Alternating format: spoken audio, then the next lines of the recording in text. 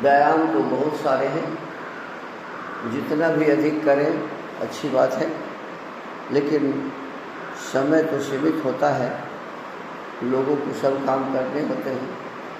तो प्रातःकाल के समय स्नान करने के पश्चात कुछ मुख्य व्यायाम कर लेने चाहिए, जिससे हमारे शरीर के सारे अंग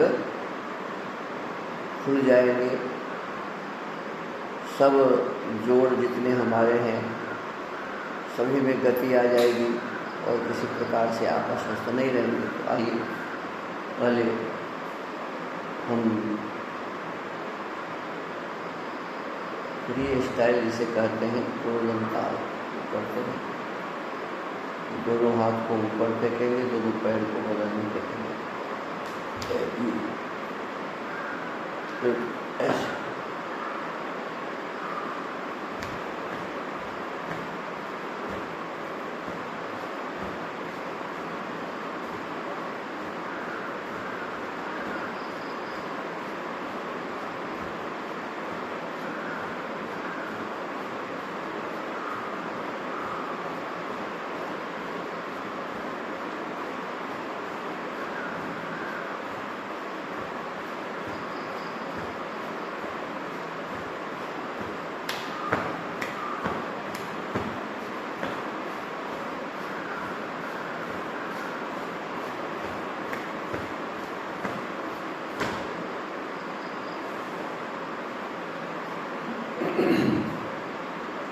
और दूसरा करेंगे, एक पैर को आगे, एक हाथ को ऊपर, ऐसे। जो पैर आगे जाएगा वही हाथ ऊपर, ऐसे।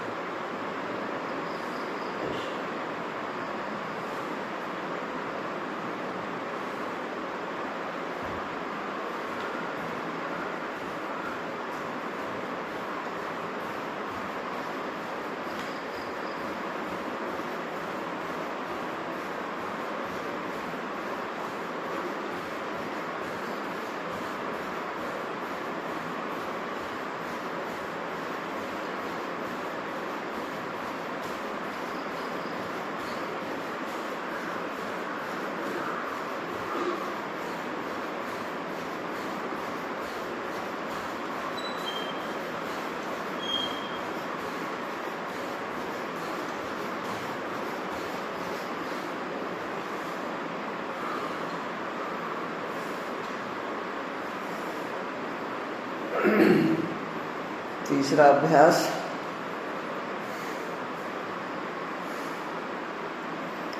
लोग मान लीजिए बाहर दौड़ने जाते हैं, जिनको समय कम है, बाहर दौड़ने के लिए नहीं जा सकते, तो अपने घर में ही एक ही स्थान पर खड़े होकर हम दौड़ सकते हैं। आइए थोड़ा दौड़ लगा लें।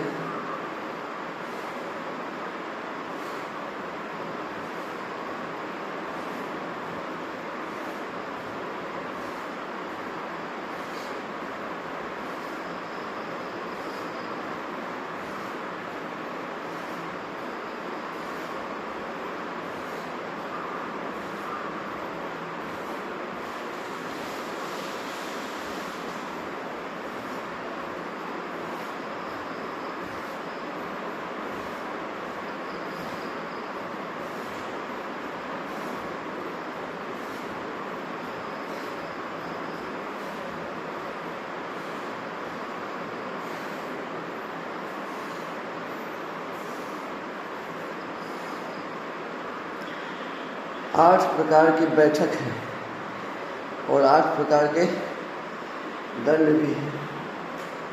उसमें सबसे पहला है साधारण बैठक। तो साधारण बैठक कम से कम हमें प्रतिदिन कुछ करना चाहिए। आइए इस साधारण बैठक का अभ्यास करते हैं।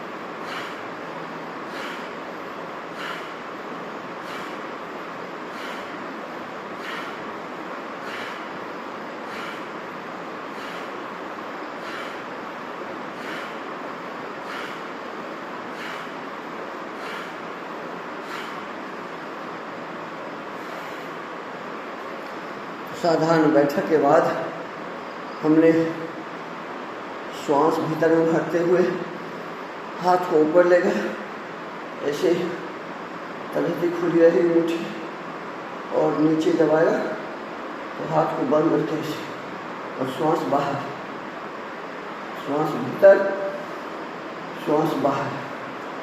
इससे जो हठ योग के एक भस्त्रिका प्राणायाम है, भीतर श्वास भर के बाहर फेंकना, ये हो जाता है। इससे फेफड़ा खुल जाते हैं, फेफड़ा के सारे रोग दूर हो जाते हैं, और भी सारे लाभ होते हैं इसके बहुत सारे, लेकिन विशेष रूप से फेफड़ा का विशेष लाभ होता है।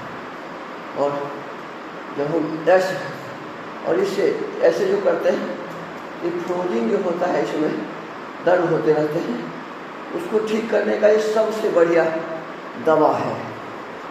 सीधा हाथ ऊपर फेंकिए श्वास भरते हुए और श्वास को छोड़ते हुए नीचे, इसमें फ्रोजिंग होता है, उसका सबसे अच्छा दवा। और ये केवली में भी दर्द हो जाता है, तो इसके लिए ऐसे, पहले जैसे कलम में ईंट डालते थे, नहीं चलता था, तो ऐसे ऐसे झाड़ते थे, इसी प्रकार से ऐसे, और श्वास को भी बाहर फेंकेंगे और भीतर अपने आप श्वास चला जाएगा। इसको हठ योग में कपालभाति प्राणायाम कहते हैं। श्वास को बाहर फेंकी और भीतर अपने आप चला जाएगा। इसकी भी क्रिया होती है, लाभ होता है। इसे है तो हठ योग का, लेकिन फिर भी स्वास्थ्य में, हमारे स्वास्थ्य के लिए बहुत ही अच्छा है। प्राणायाम के व्यायाम है, तो ये हमें करना चाहिए। और अब थोड़ा सा दोनों हाथ को सामने करेंगे और जितना भी देख सके पीछे की ओर देखें।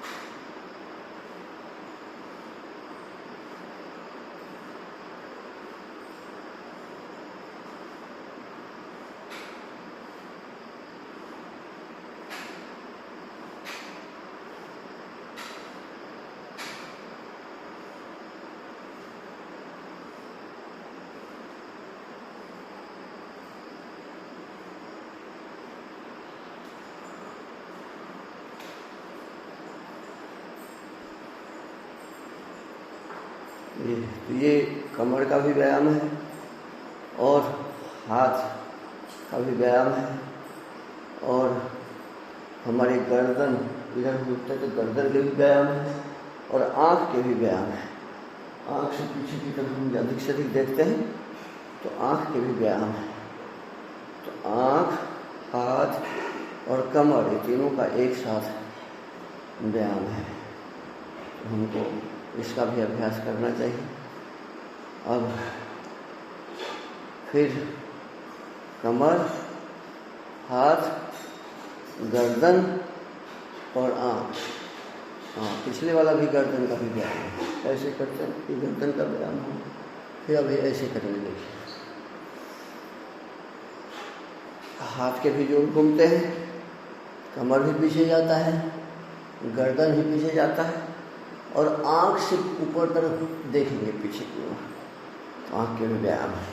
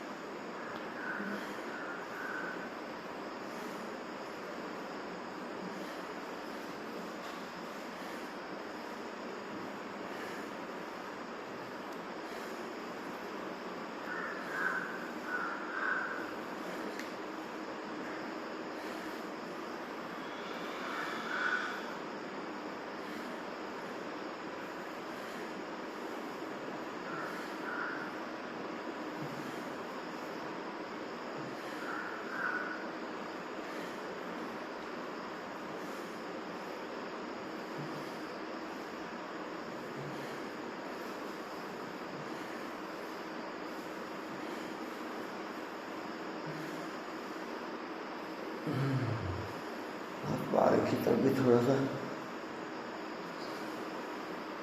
दोनों तरफ करना चाहिए।